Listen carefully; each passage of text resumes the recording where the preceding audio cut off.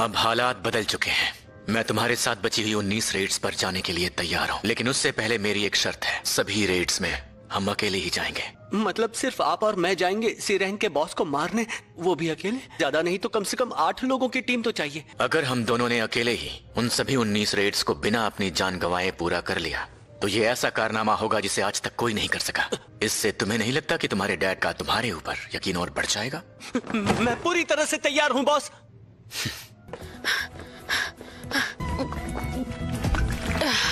बाहर आओ और मुझे बताओ क्या चाहिए।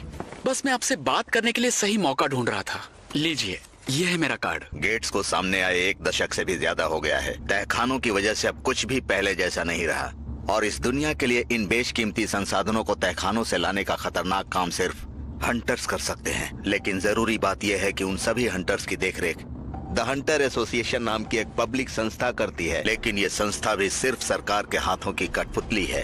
ये वो गिल्ड्स हैं जो इन हंटर्स को काम पर रखती हैं। ये गिल्ड्स काफी अमीर बन चुकी हैं, जिनमें शामिल हैं hunters guild, white tiger guild, ripper guild, fame guild और नाइट गिल्ड। तहखानों से जुड़े मुनाफे पर सिर्फ इन्हीं का कब्जा होता है। मैं हाथ पर हाथ रखकर कायरो की तरह ये मनमानी होते नहीं देख सकता और अब ये मकसद सिर्फ गिल्ड बनाकर ही पूरा किया जा सकता है।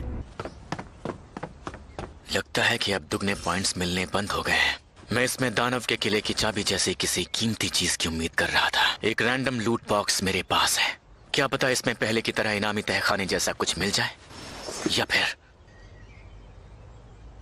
ना मिले। मुझे अपनी काबिलियत जल्दी ही बढ़ानी होगी, लेकिन पहले जिन्हों के साथ सी रैंक तहखाने जीतने होंगे। इन्हें डी रैंक गेट के लिए हंटर चाहिए। बेहतर होगा मैं जवाब ही ना दूं। शायद मुझे एक रेड के लिए जाना होगा। तुम जानते हो ना इसमें कितना खतरा है। सही कहा, पर कर भी क्या सकते हैं। एसोसिएशन कभी भी किसी लो रैंक हंटर को खतरनाक तहखानों में नहीं भेजती। जो तुम्हें ठीक लगे, प्लीज अपना ध्यान रखना। पापा, क्या आप स्ट्रांग हो? जानती हो, मुझसे बड़े बड़े दानव दूर भागते हैं। देखो, तुम हद से बाहर जा रहे हो। अब ये बताओ, तुमने मुझे यहाँ क्यों बुलाया? एक बात है जो मुझे लगता है इस वक्त तुम्हें पता होनी बहुत ज्यादा जरूरी है। यूजन कंस्ट्रक्शन पूरी जोर शोर के साथ अपने गिल्ड बनाने जा रहा है। मैं ये जानता हूँ, मुझे काफी जगहों से इस बारे में खबरें आ रही हैं, इसलिए अब सीधा मुद्दे पर आओ। बहुत दिन हो गए, तुमने हमसे कोई बात ही नहीं की है। सब ठीक तो है ना? मेरी मानो तो घर वापस आ जाओ और बिजनेस संभालो। तुम्हारे पापा तो पहले ही गुजरे। जिंदगी में और दखल देना बंद कीजिए। ये क्या बोल रही हो? अब मुझे कुछ करना ही होगा।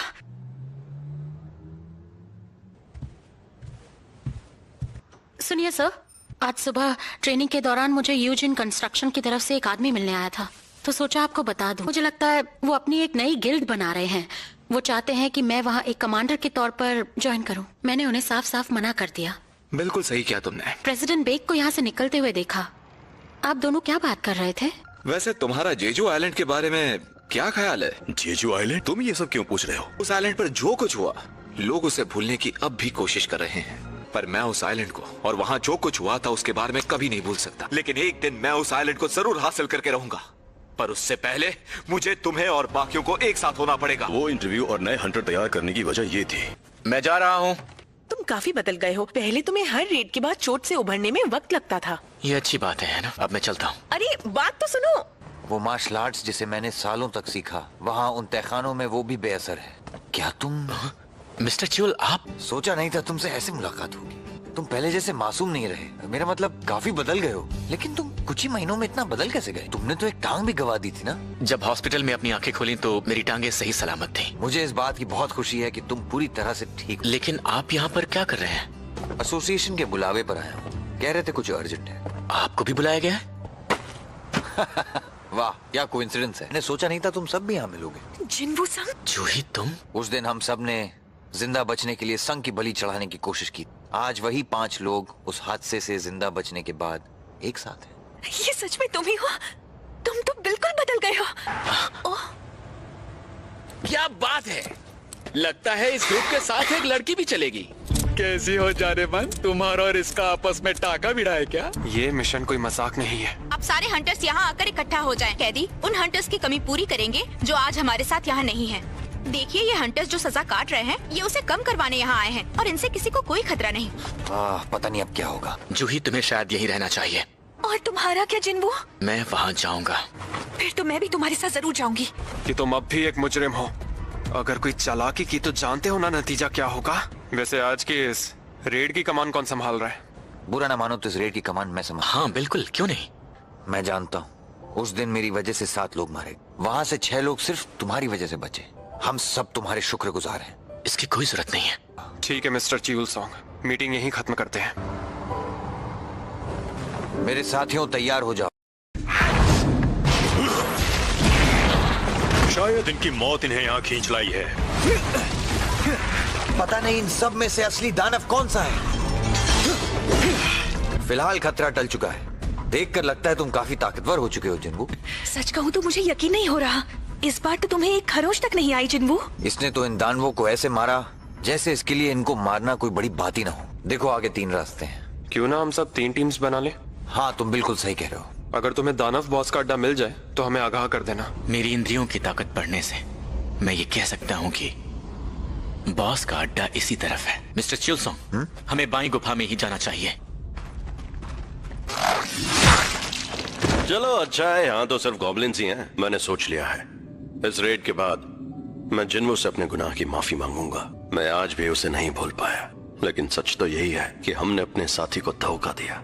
क्या वो हमें माफ कर पाएगा? चाहे वो हमें माफ करे या ना करे, पर हमें कोशिश करनी चाहिए। ये क्या मजाक है? गॉब्लिन्स से लड़ने में कोई मजा नहीं। मुझे और गॉब्लिन्स ला कर दो। अगर यहाँ किसी इंसान से लड़ना पड़ता तो क्या तुम उसे भी मार देते? 3 लोगों ने मिलकर मेरी मासूम सी बेटी की इज्जत लूट ली, जिसके बाद उसने खुदकुशी कर ली। इसी गम के चलते मेरी पत्नी अब हॉस्पिटल में है। और इतना ही नहीं, क्योंकि वो सभी हंटर्स हैं, इसलिए जेल में होते हुए भी उन्हें रेड करने का मौका दिया जा रहा है ताकि उनकी सजा कम हो सके। ये 300 करोड़ रुपए, और मैं चाहता हूँ उन तीनों दरिंदों को उनके किए की सजा मिले। प्लीज मेरी मदद करो। यहाँ से निकलने के बाद मैं इंस्पेक्टर से कहूंगा कि तुम पर सैकड़ों गॉब्लिन्स ने हमला किया और तुम तीनों मारे गए। लो पहुंच गए शायद। मेरी मदद करो। तुम आखिर ये कर क्या रहे हो? ओह अच्छा, मतलब ये दोनों रास्ते एक ही जगह मिलते हैं। बचाओ मुझे। लगता है प्लान थोड़ा चेंज करना पड़ेगा। अंतैशिक अपने इंस्पेक्टर बॉस के साथ मुझसे मिलने हॉस्पिटल आया था। उम्मीद करता हूँ उसे ये बात याद ना हो। ये सब कैसे हुआ?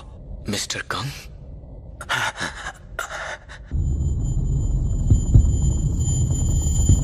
मिस्टर किम, जूही, इन्हें हील करो। जल्दी हील करो।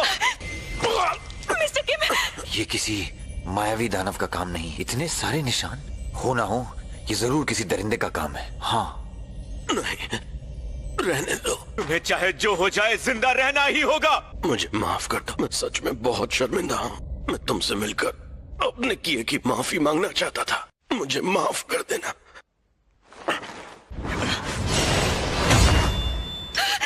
वाह, काफी तेज हो।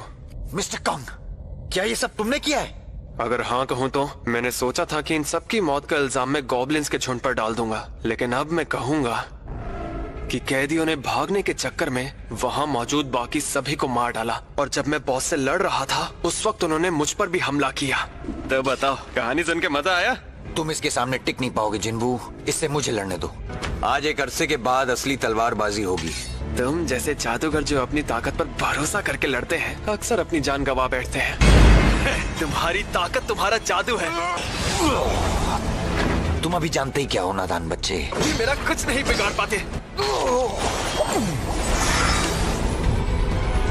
अरे यार, अभी हीलर।